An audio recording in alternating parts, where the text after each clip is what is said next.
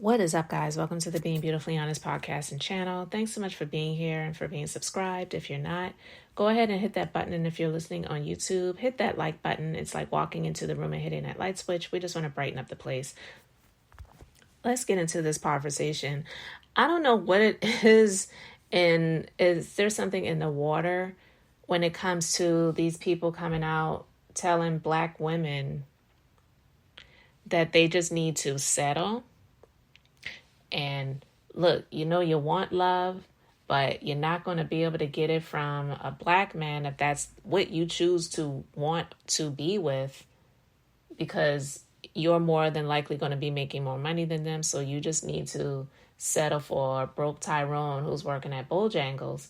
Is really crazy to me when you have these things coming out of the mouths of people that have money. Now, I know there's a lot of loser types in the comment sections on a lot of these videos on YouTube when you have these people doing these videos in this, what they call the manosphere, or more specifically, this Black manosphere, that are saying that Black women are going to die alone and they need to just get cats and, be happy because you're not going to get a man, especially one that has money and that's Black, if that's what you want. But it's absolutely crazy to me, especially now, to see that Tyler Perry has joined the bunch. And you know what's kind of even more ironic about that? Tyler Perry is questionable even if he wants to be with women. Because let me tell you, that relationship, quote unquote, that he had with the mother of his son, I never believed it. She's supposed to be a model. I cannot really pronounce her name, so if I'm saying it incorrectly, it is not on purpose. But the mother of his son, and he was allegedly dating her from 2007 to 2020. Her name, Jalila Bekele. Beautiful, beautiful woman.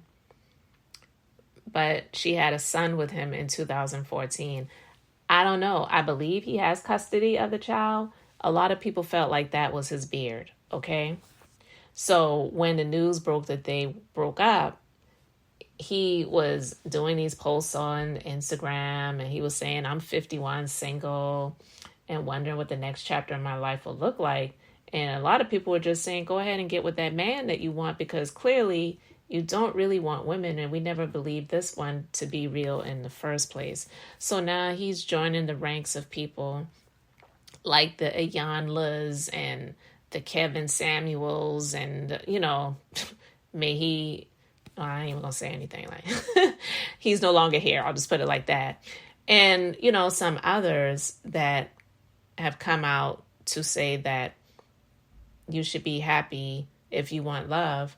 Just date a bus driver, and it really amazes me how those that come out to make statements like this, they don't come out to hold men to task. Why are not these same people pushing for men to do more, to pursue higher, to not settle for a job that you are not making that much money in a world where inflation is real? The dollar doesn't even hold the same value that it used to hold anymore, and you want Black women to struggle. You don't hear anyone talking to any other ethnicity of women to tell them that they just need to settle for what they can get. And yes, some of them do settle for what they can get, but you never hear a white person come out to say, look, Becky, if Brad can only afford for you both to live in a trailer park, as long as you got love, that should be enough. Doesn't that sound crazy? You never hear that. And I know, some of them wind up living in trailer parks. Some of them wind up living in apartments in bad neighborhoods, or not the best, neighborhoods. Some of them never wind up getting to become homeowners and all the different type of stuff like that. But you don't hear that being pushed. You don't hear that being something to aspire to just settle down. Love is love. Honestly, if they're broke, they should not be trying to get with a woman anyway, especially one that has more than what they have. So that just doesn't make any type of sense to me at all. So he did an interview on this podcast called Keep It Positive, Sweetie. And I'm just going to go ahead and play this clip. Black women are making a lot more money for the most part than black men, right? There are a lot of black men who are successful, but for the most part, black women are making the money. So if you can find love, if that man works, at whatever job and is a good man and is good to you and honors the house and honors his wife and does what he can because his gift may not be your gift. Exactly. That is okay. That's not somebody who's beneath you. Yeah. That's somebody who came to love you at your worth, right? Yes. And as long as he's secure in himself to know that, yep, she makes most of the money, all I can pay is the light bill. As long as she's comfortable enough to say, I'm going to cover the mortgage and all the other stuff, you've handled the light bill, baby, you can take me to dinner every now and then. That is fine. Yeah. That's fine. Yeah. But that's so hard for a lot of people to take in because that means, no, I need somebody to, they need to make 5 times more and I got to have, well, go on, keep your list, baby. Yeah. God bless you. Hope it happens. Go on, keep your list. But when you talk about just someone to love you and support you, I know people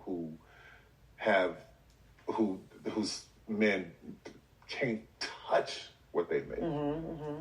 But when you see them together, that love, that support, that I got you, babe, it's a beautiful thing. It is. Yeah, it is. yeah. I remember I was having... All right, I'm going to stop it right there. Listen, not everybody's going for that, and they know, and he knows, and the people who try to push this know extremely well that most of the time in these situations, the dudes that they're talking about are just straight up losers. We're not talking about, I'm just going to give an example. Candy and Todd. And even a lot of people felt like Todd was an opportunist. And some people may still feel that way. But Todd was not a janitor, okay? Todd was working in production on Bravo. That's nothing small. But of course, at that point in time, Candy's net worth and what she was earning outweighed what Todd was earning, right? We're not talking about situations like that. A lot of times these people are talking about a situation like the viral moment when Ebony K. Williams.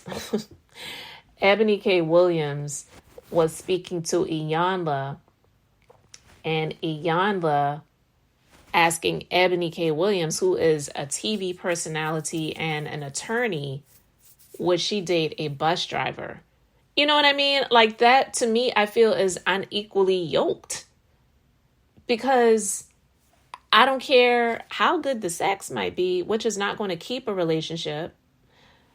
The everyday living, it's not going to work out. Because one, the guy either is going to have too much of an ego for him to feel confident in being with a woman who makes more money than he does, or even worse, he's going to be very content being with a woman who makes way more money than him, and he wants to wind up being kept like Sherry Shepherd's ex-husband, okay, who she's paying alimony and child support to. I'm sorry, I don't believe that that's the way that it should be designed. I don't believe that should be the way that it should work out. And so for him to sit here and say things like that, he should have never spoke on it because he's not even qualified. He's not even qualified. One, he's a billionaire. And two, we don't even really believe that he wants to be in a relationship with a woman. And clearly, any woman that he chooses to be in a relationship with, for the most part, he's going to way outrank them in the finances.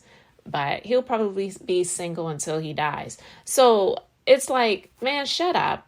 Nobody really wants to hear what you have to say when it comes to relationship advice. Now, if you wanted to come on here and talk about same-sex relationships, then more people might listen to you. But you coming out and speaking about Black women and how they need to get rid of their list of desires and needs and wants because you just need to settle with being with, the guy who is dunking fries at McDonald's, or I don't know, like, what are you saying?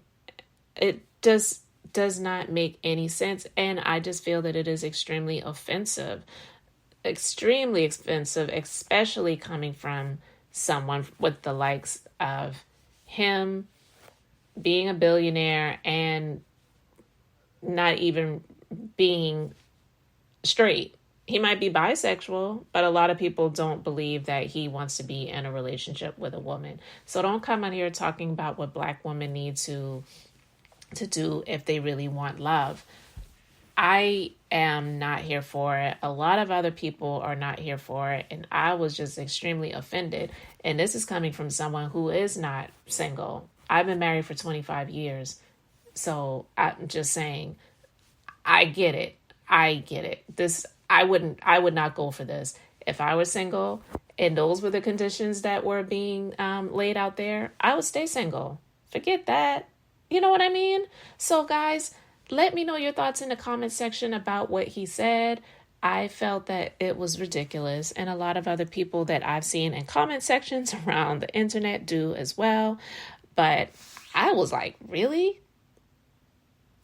You should be open to dating someone who's broke. All he can do is pay the light bill and take you out to eat every now and then. Well, what is the point?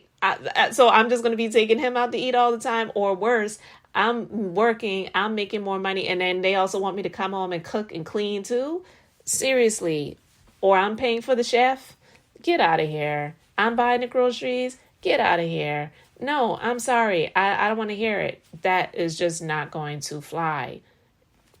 So anyway, guys, let me know your thoughts in the comment section. It's not even funny. I'm just really giggling and laughing out of the sheer and clear ignorance of it all. It's extremely disrespectful. So thank you guys for being here, for liking and subscribing. I'm Beth, just being beautifully honest. So until the next time, I wanted to keep it brief, beautiful, and now I'm going to say bye.